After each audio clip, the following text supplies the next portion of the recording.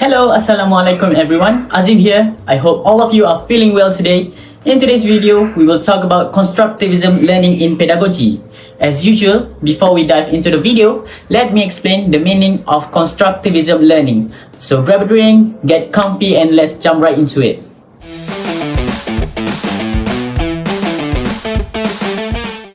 First and foremost, what exactly is constructivism learning?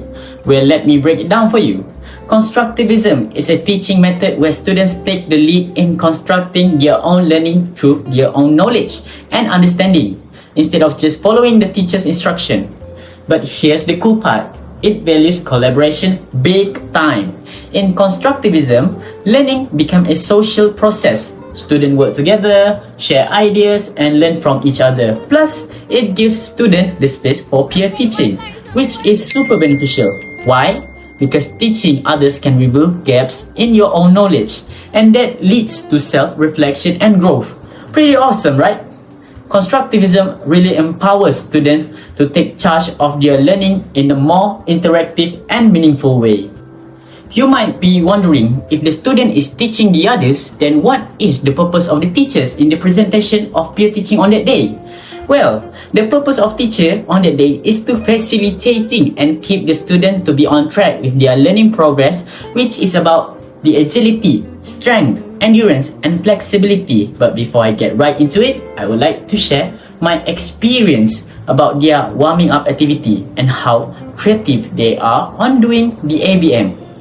Now, each group got a piece of paper with answer related to agility, strength, endurance, and flexibility. Our task was to match those answers to the ABM that the teachers had prepared for us. Sounds simple, right? Well, it wasn't as easy as I thought. I managed to get one of the answers wrong at first, but lucky for me, the paper wasn't fully patched onto the ABM yet. So I quickly fixed it and got it right in the end. Now, let's talk about the warm-up session. We kicked things off with a Zumba session led by teacher Amirul. And let me tell you, it was so much fun. The choreography was great, and it was a fantastic way to get our bodies moving while learning something new. Definitely a high energy start for that day. Alright, back to constructivism learning. So each group was assigned a task by the teacher, and we had to figure out how to use all the materials they prepared for us that day. For my group, we were given the challenge to create a game focusing on strength. So naturally, we had to get creative with the battle rope. And you guessed it, we decided to use the battle rope for a good old game of tug of war. Classic, right? Meanwhile, the other group, which was working on the flexibility, had a different challenge. They came up with a super cool idea to use a stick and a cone for a game of limbo. Throughout our planning for what type of exercise should we do on our science topic, the teachers always stand beside us and try to improvise our idea, and it did help us a lot. It was awesome to see how everyone came up with such creative ideas using the same basic material. Constructivism in action, right? Alright, so when it was time for us to teach the other groups, teacher Wahidah and Rajesh stepped in to help by choosing which group would go first. And guess what? Group 3, the flexibility group, got to kick things off. They did an amazing job explaining the exercise, breaking it down step by step, just like any great educator would.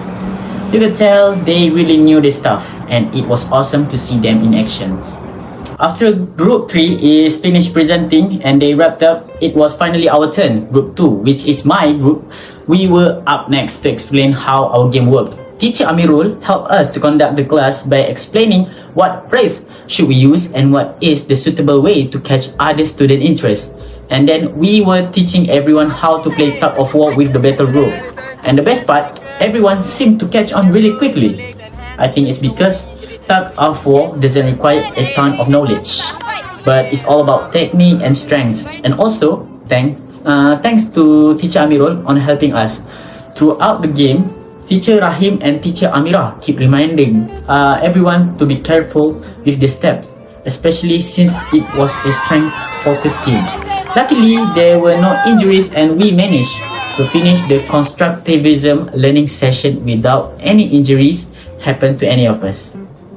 So, at the end of the session, teacher asked us to leave some feedback by adding an emoji to the feedback board. Pretty fun way to wrap things up, right? Looking back, I honestly think the Constructivism learning for that day was a huge success. It was a great opportunity for us to showcase our teaching skills, and personally, I learned a lot.